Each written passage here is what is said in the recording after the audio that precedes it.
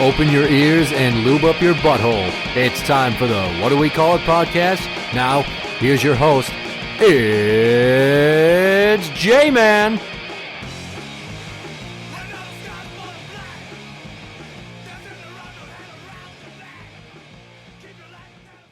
Welcome to the What Do We Call It podcast. I'm Jmann. This is Steiny. Hi. Do you know the difference between joy versus happiness?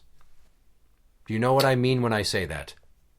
Are you talking about one's a short-term feeling and the other one's long-term? I mean, there's different ways you could quantify it or differentiate, Yes. but yeah, I think so. That's exactly what I'm talking about.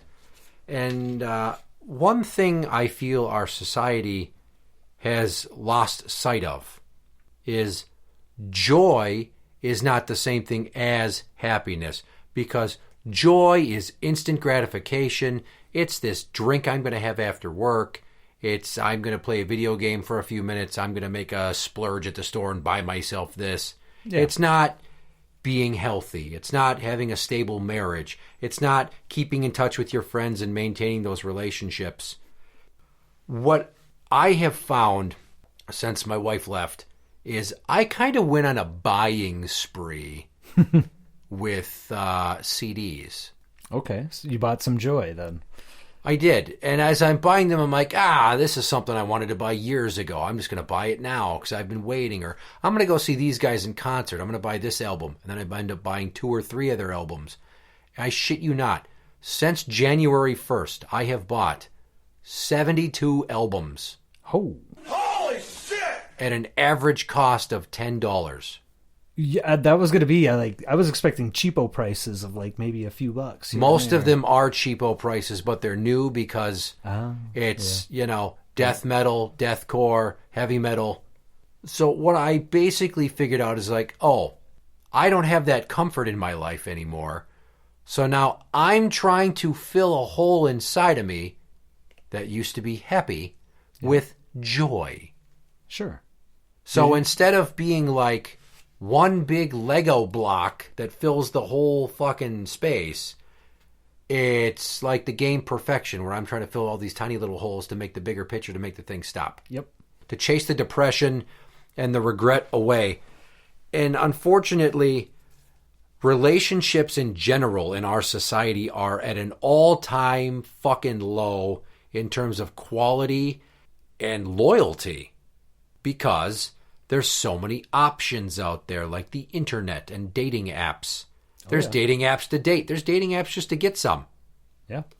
And instead of chasing a healthy relationship and building a bond with people, more often now you will find they're dating around, but they're not telling all the people they're dating around with that they're dating other people, and they're trying to always have something to do, somewhere to go, someone to do, or someone to go to. So you're getting joy, and you're like, I'm getting my needs met. You're getting your needs met, but are you satisfying your psyche itself because you're caught up in a never-ending magician's scarf of microtransactions of human experience, as opposed to maybe being single for a while, maybe putting some effort into seeing if this one person is worth a shit. Individuals that are Amazon addicts. Oh, yeah. The stereotype is there's soccer moms that can't stop buying shit on Amazon, right? I don't know of too many guys that are stereotyped as being Amazonaholics. Right. We're normally pornoholics. Well, there you go. There's the other end of it. There's the switch off. But it's just like, you could go on Tinder and find a bunch of people to fuck while you look for the one. I'm rolling my eyes. Or you could sit back and just be comfortable being alone, see if there's any deficiencies in yourself that you need to address, or maybe learn some things. Take a class. Better yourself. Don't go and constantly get high, because I know somebody who dates somebody who fucking wake and bakes, and then one before work, one on their lunch break, one on their later break, and then one as soon as they get home, and one before bed. And it's like, you are constantly giving yourself a little bit of weed high to get through the day. You're not even fucking normal ever. You're always kind of under the influence. Just so you can cope with life. How about you just dial it back and give it up for a bit? and just fucking learn to live with your life situation and find the joy in the bits of your day that aren't, where you're all fucking stoned, and it accumulates into a greater sense of happiness because you're not needing to numb the, air quotes, pain constantly. Do you think a lot of people, though, are willing to do that? They're... No. I did that. There was a couple stretches where, I would casually date, but I did not get into a serious relationship. A couple years stretches in my life because I didn't have that need to fill that, like you said, to replace somebody there. I figured it was better for me to figure out more what I wanted, because a lot of times when you go through relationships, yeah, you're figuring out what you want, but you're also figuring out what you don't want, right? What you won't put up with. And you start to recognize those signs earlier, maybe in potential partners. Yeah. And so, that's kind of what was happening, like I would casually date and, there'd be these warning signs or just, it wasn't me, right? I wasn't ready for myself yet to be with somebody else. And for me, I think it paid dividends because when I was ready, I was a much better partner for somebody who wanted to be a partner with me, not forcing that round peg in a square hole because you think you need joy to fill and make happiness, and it's not going to work always, right? If you have a healthy coping mechanism or your habits of joy creation are positive instead of self-destructive, then yes, ultimately you will put 8 pieces of the pie into that tin and you'll have something that's actually a whole piece of you. That's the happiness. Mm-hmm. As opposed to fucking A, people that always have a drink when they go out. They always need to have a drink for some reason just to relax. I'm just going to calm my nerves. Oh, yeah, the social drinking. Absolutely. Yeah, it becomes rote. So instead of addressing the stressors in your life so that you can be healthier overall mentally, you're going to have a drink here, a drink there. You're just going to numb yourself a little bit so you get more used to it. But then it gets to a point where you're so fucking reliant upon having that numbness to make it through that you don't even know how to cope.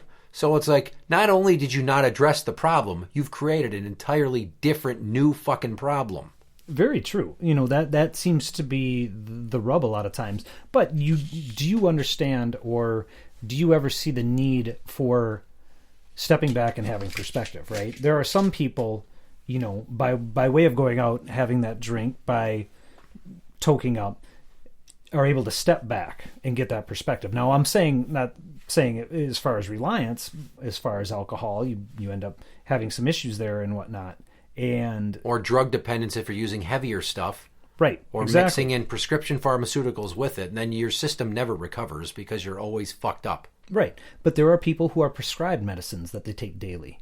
On some levels, they do that to function, and they do it to alter who they are, because who they are at their core is maybe self-destructive, is maybe somebody who can't focus at work, who maybe is, harmful to others or is aggressive. You know what I mean? So there are different things besides weed or alcohol that are actually prescribed to help people be somebody different. And in those cases, we go, oh, it's fine. The weed thing, there are some people, I myself have found that it is much more beneficial than drinking. For me, oh, yeah. I'm allowed to relax, get a little bit of perspective at the end of the day, and not stay so uptight about things, right? To not stay constantly angry about things. Now, you're right, there is a trade-off. Maybe sometimes I don't act when I should. Maybe I don't feel the need or the urgency that maybe I should at times, right, to repair things. But at the same point in time, I'm also not creating a destructive situation. I'm not being aggressive in my approach to my anger or my frustrations in life. So for everybody, I think it's kind of different. Now, that's not to say that people don't have unhealthy habits that shouldn't take a step back, that don't need to practice in moderation, because as I said before, I believe that is key. If you are constantly drunk, if you are constantly high, habitually high all day, what is reality to you then? Reality is when you're using, right? It's not when you're sober. But reality is when you're sober. Right? Yeah. Let's understand that. The world doesn't change just because you're drunk. The problems are still there.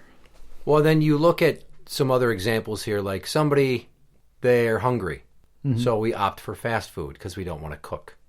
What's convenient? So in that instance, the joy is I get what I need without having to do all this extra work, as opposed to I skip the drive-through a number of days. I go home and I make an effort to maybe make a meal, maybe make several meals, meal plan, meal prep. Yep. And then overall, your happiness is that you're not bogged down with all this saturated fat and preservatives. You're not gaining weight and going, fuck, now I'm fat. So it's all about having the mindset of thinking long-term instead of me, I, gotta get it now. But that's not the society we live in anymore because, I mean, as soon as there was a YouTube, there were Vines.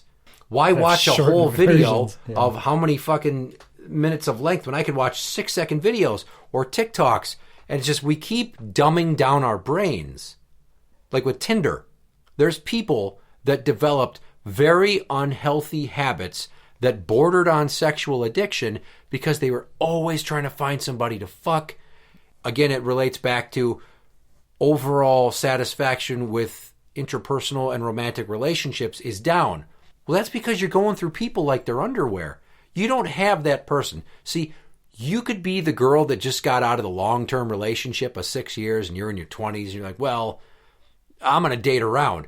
And in reality, and I hate to say that I keep hearing this from fucking Gen Zers and younger millennials, is like, well, every woman when she gets out of a long-term relationship goes through a slut phase. As if that's a good thing or should be, a commonality amongst women in America. But, okay, so look at it this way. You can get your rocks off and not be attached to somebody. You can be a, quote, independent woman that only fucks guys and goes on dates occasionally just to kind of scratch that itch. Or you can find someone, commit to them, work on the relationship. So what's better, to have someone in your bed or to have someone who has your back? It's a profound thought process that I don't think enough 20-somethings go through because all they want to do is just fuck and laugh and go on vacation and get high-paying jobs right out of college, and everything should be given to them because they want it, not because they work for it. It's all just a microcosm of the movement of our society towards a younger generation that doesn't want to put in the fucking effort. The reason why I was smiling there is you have to realize the irony in how you sound.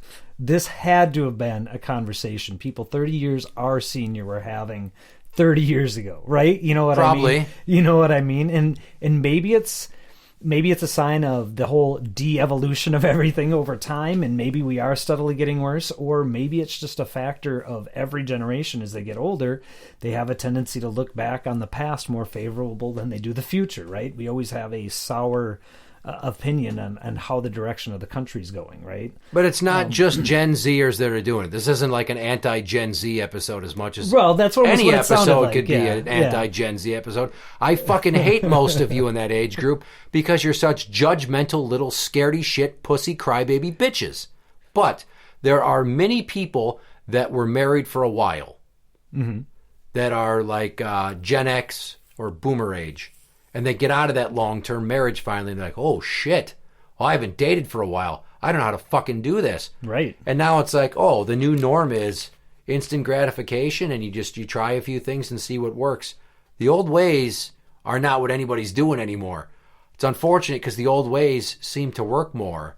We actually build an interpersonal connection with somebody and actually date multiple times and get to know them. Yeah, where you have a friend of the opposite sex, you're not constantly trying to put your thing in their thing or have their thing on your thing. You know what I'm saying? Yeah. Oh, yeah. Everybody's chasing a high, chasing a good time. Life isn't about being happy and having a good time all the fucking time. How you get to be happy is to fail miserably a number of times and get better. And then your tolerance for the shit gets stronger and more prolific. So instead of just being numb to the pain as you get older, which is very true also, you just get numb to the pain and you can handle it better. You get better at dealing with the things that suck so they don't kill all your joy and then overall slowly drip dry murder your fucking happiness by bleeding it completely empty. Yeah, that's what kids are. And it's just like, man, I wish more people would just stop and really think about what makes you happy, not what brings you momentary joy, not the coffee, not the candy bar, not the date where you're hopefully going to get a piece. Like, do you have somebody that has your back, and if you are out of line will fucking check you and put you back in line and stick around? Do you have friends that'll say, not tonight, you shouldn't drink that much? Do you have the wherewithal to go, I mean, I could get high. I usually in this instance do get high, but maybe I just don't get high. Right. Or did they ever not feel like it? I don't know, man. Everybody just wants what they want as soon as they want it. And it's like, you're satisfying needs to an extent, but are you really being gratified in the long-term grand scheme of things? Because if what you got is empty balls and a full belly, but you got no one that calls you to say goodnight, no one to kiss goodnight or to fucking watch TV with, or if all you have in your phone is a bunch of chicks that you have nicknames for what you call them behind their back because they're your hookup squad, as opposed to wife, girlfriend, partner, anything, man. It's so sickening to think there's so many people that think that actual happiness is just this daily drip dry, puts a smile on my face, puts a smile on my face. I mean, some of that stuff, if it's healthy, can accumulate to a smile in your soul. But the majority of the time, what I see is people that are destroying themselves, one quick fix at a fucking time. And think about overall America, not just mankind, because there's other modern societies that are like ours, but in America, does it not seem that we are more depressed, more anxious, more bitter, more anti-everything? How often is everybody like, I'm having a good fucking day because it's a good day versus I'm having a good fucking day because bad shit hasn't happened yet? Things like the pandemic, all this other stuff, the political circus rides over the last, 7 years. I mean, a lot of this stuff adds to people's sense of why not enjoy today because what the F is tomorrow going to bring? And I think in some ways that's always happened. It makes sense. I mean, a lot of the mentality you point out was kind of me in my 20s. I will admit, I was searching for that happiness and taking the momentary joy of hanging out with friends, partying a lot, doing anything, having a job that allowed me to kind of meet my needs and have fun too, and beyond that, what more did I need? You're right, but things change, right? Your perspective changes, and, for me, as I got older, I wanted that happiness. I found that joy wasn't really filling that need, and I wanted more. Instead of living in an apartment and just paying your rent, you wanted a house that you could call your own and put down roots and actually look around and go, if I want to fucking paint every wall in this goddamn house a different color and then also draw dicks on it, I can do that and no one's going to bitch about the deposit. Nope. In the yard, even though it's a pain in the ass, it's also yours, right? It's your responsibility. And as much as that sometimes goes, ugh, it's also a thing like, yeah, that's mine. You want something to show for it. I think that's kind of a normal human reaction, and maybe a lot of people just haven't reached that point. Maybe in today's society a lot of people won't reach that point. I have no idea what the future holds. It seems like long-term thinking and being satisfied with what you have is frowned upon, so people are disenfranchised enough to buy the lie that it's okay to just constantly get bite-sized portions of okay. Like a rat in a cage hitting the fucking feeder bar to get the pill at the science lab. They're just like, cigarette, burger, Tinder. Yeah. That's jacking off to porn.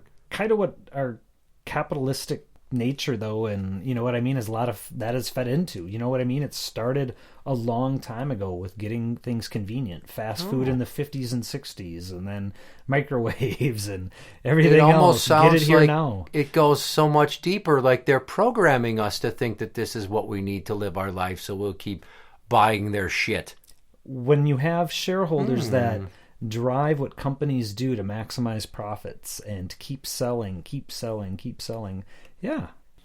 There isn't a cabal running it, but there are things that are definitely connected and related and cause and effect. Absolutely. Yeah, why have like 5 really good friends with strong relationships that you have memories with each other dating back, 5 years, 10 years, decades, when you can just put out a really sick tweet and get a bunch of people to hit that like button. You're like, I feel so good. Look at how popular I am. Yeah. Yeah. Yeah, a lot of people don't understand the value of real friendships and real connections and real relationships versus what's fake, and our social media world has definitely cultivated that. I was old enough to be outside of Facebook and a lot of the social medias, so feel in some ways I'm fortunate, because I never really had that desire. Like, it just wasn't my thing to show off how great my life was, or this supposed lie of what it is. Yeah. Supposed how great my life was, because my life was really shitty then, a single dad, so to say, and struggling. And what did I want to show off? I didn't go anywhere. I didn't do anything. I didn't even buy new clothes for myself for years because I couldn't afford them. And I've never been one to be fake or disingenuous. And so it wasn't for me. But there are so many people that are that way, right? It has to be about the facade. It has to be about, I didn't have anything and now look at what I have now, or this or that, and wish you could be me type things. I'm VIP, I'm somebody important, and fuck, 99.9% of us in this country are not VIP. We're not somebody important. We may be to somebody close to us and those around us, and that's what's really important. But no. Why be close to people that are close to you when you can just get a bunch of fucking strangers that you pander to get them to buy shit as an influencer, when they can make you feel good about yourself with actual push of a button, but no human connection. So what I'm really doing with this episode is saying, take some time to sit down now after having heard this and think about the things that you do every day that bring you momentary joy, but don't contribute positively towards a goal of stability or overall happiness. Interact with the show on Twitter at What Do We Call It? That is at What Do We Call It? You can find us on Facebook at facebook.com/group/What Do We Call It podcast show. For the What Do We Call It podcast, I'm Jmann. This is Steiny. And that's the end.